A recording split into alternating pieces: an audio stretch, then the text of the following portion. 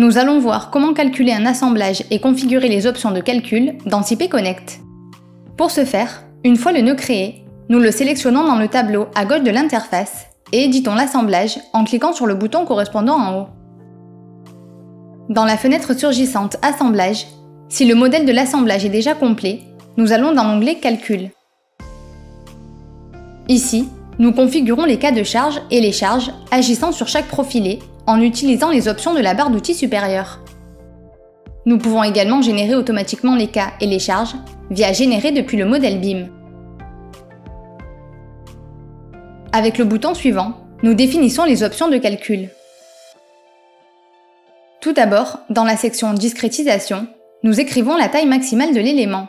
Cette valeur se réfère aux côtés des éléments finis triangulaires avec lesquels le logiciel effectue la discrétisation des profilés et des plaques. En utilisant une valeur comprise entre 30 et 50 mm, nous obtenons de bons résultats avec des temps de calcul raisonnables. Ensuite, dans la section Cordon de soudure, nous pouvons modifier la longueur pour le calcul de contraintes moyennes. Normalement, il y a des concentrations de contraintes aux extrémités du cordon de soudure, où les valeurs sont généralement plus élevées que dans le reste. Si c'est le cas, l'augmentation de la longueur réduit la contrainte moyenne. Dans la section Calcul multiprocessus, nous pouvons configurer la méthode de calcul que le logiciel utilise pour déterminer le nombre maximal d'instances du moteur OpenSys, qui seront utilisées pour effectuer l'analyse.